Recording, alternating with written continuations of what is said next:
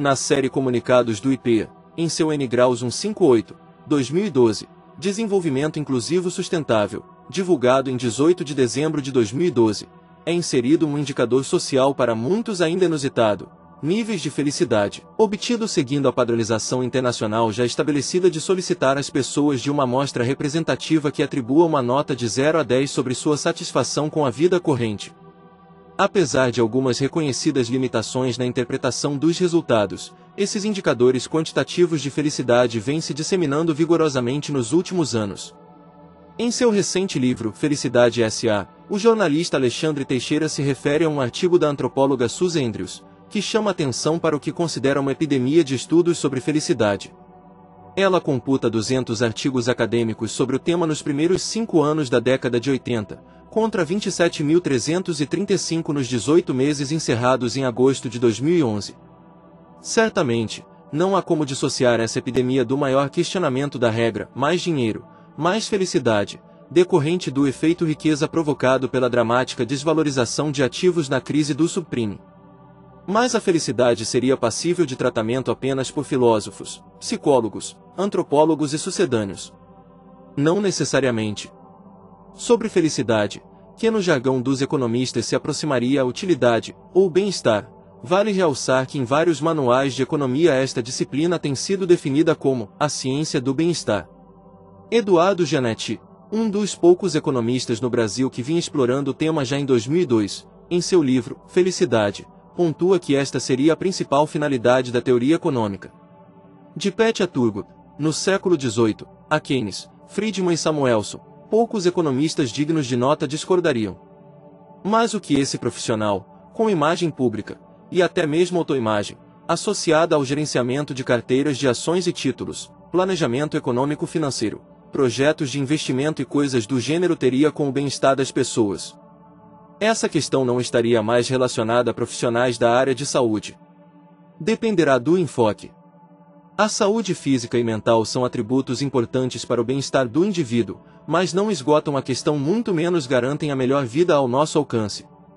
Deste ponto, muitos se apressarão em concluir que faltaria apenas a capacidade de consumo, de onde entraria o papel do economista elaborar e aplicar políticas que favoreçam a ampliação dessa capacidade e de seu alcance a maior número de indivíduos. Contudo, saúde física e mental e capacidade de consumo representariam todas as condições relevantes para o bem-estar do indivíduo. É difícil ter certeza. Assim, precisamos ir além dessa postura de suprir o que presumivelmente determinaria esse bem-estar, passando a tratá-lo de modo mais direto. Nesse sentido, um marco foi o recente documento da ONU, World Happiness Report, que propõe um criterioso levantamento do que seria um estudo emergente da felicidade, revelando uma vigorosa participação dos economistas em tais estudos. Tomando por base o referido relatório, das 281 referências incluídas, a maioria, em torno de 150, são do período de 2008 a 2012, assim como também em torno de 150 referências são de periódicos ou séries da área de economia. Com todas as dificuldades dos estudos multidisciplinares, sobretudo no que diz respeito à linguagem e peculiaridades metodológicas, chegando ao ponto de vários de seus resultados não irem muito além de uma justaposição das diversas abordagens, tem sido fundamental a participação dos economistas na exploração dessa temática. Ressalte-se o viés cartesiano de buscar identificar objetivamente as relações e quantificar indicadores de qualquer natureza, até os tão subjetivos quanto felicidade. O citado relatório, editado pelo eminente economista Jeffrey Sachs, não poderia deixar de carregar tal viés. O documento da ONU se apoia em Daniel Kahneman, Prêmio Nobel de Economia em 2002, para diferenciar duas modalidades de bem-estar: o percebido, acessado com indagações sobre como as pessoas avaliam suas vidas, como é o caso dos níveis de felicidade do citado trabalho do IPEA, e o sentido, aferido com o monitoramento de como os participantes da pesquisa se sentem, em pequenos intervalos, ao longo do dia, o que pode ser medido a partir de respostas ou de dosagens de determinadas substâncias no organismo. Também a partir de Kahneman, o economista André Lara Rezende, em seu artigo Bem-estar e Hubris, pontua que os dois conceitos só coincidem se, como assume a teoria, as pessoas desejam o que lhes dá satisfação e têm satisfação quando obtêm aquilo que desejam. Essa coincidência está por trás da hipótese de racionalidade dos agentes econômicos. Contudo, o grau de satisfação, ou de frustração, com a própria vida depende de coisas que não estão correlacionadas com aquelas que determinam o bem-estar cotidiano.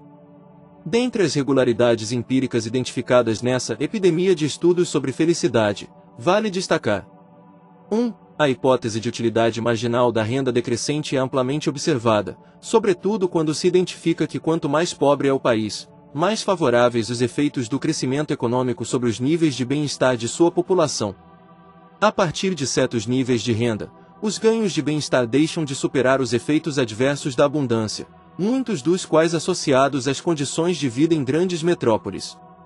2. A desigualdade de renda e riqueza importa.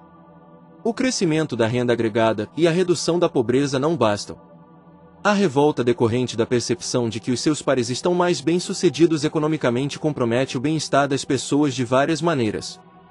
Em um amplo e prestigiado estudo epidemiológico, The Spirit Level, Wilkinson e Piquet mostram que todos os indicadores de saúde física e emocional estão negativamente correlacionados com a desigualdade. Em Fairness and Redistribution, The Case of Latin American Countries, o economista Eric Figueiredo mostra que a perda de bem-estar decorrente da percepção de desigualdade de renda e riqueza é ainda maior em países como os da América Latina, onde a crença de que ela decorreria de diferenciais de mérito, em termos de habilidade e/ou empenho, não estaria tão bem estabelecida.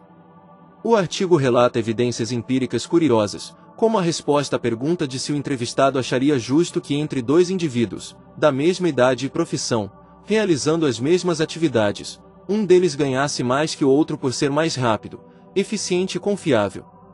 47% dos latino-americanos e 46% dos brasileiros não acharam essa diferença de remuneração justa.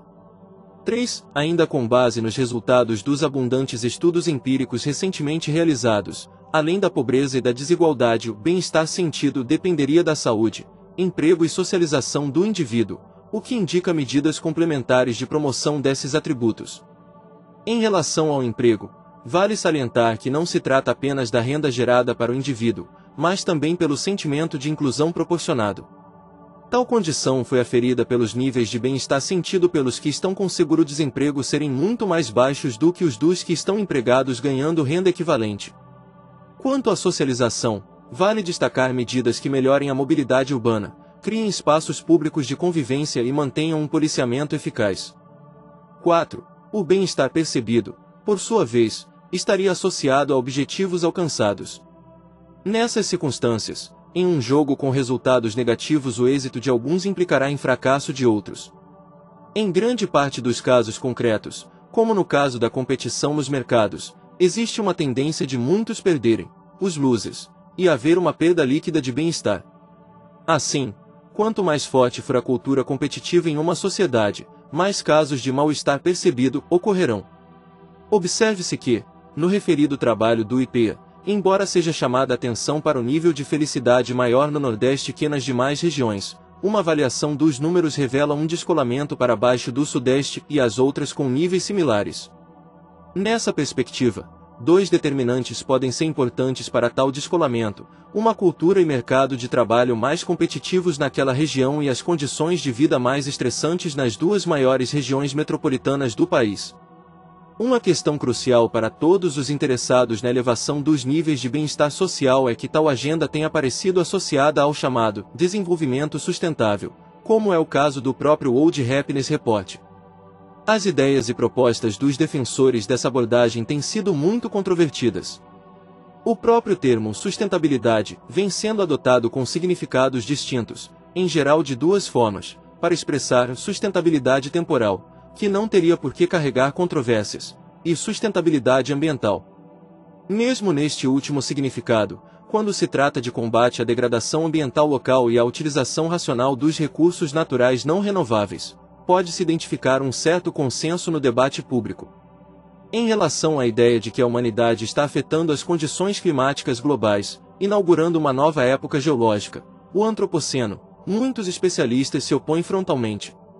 Desse modo, é mais prudente para os não especialistas se manterem céticos.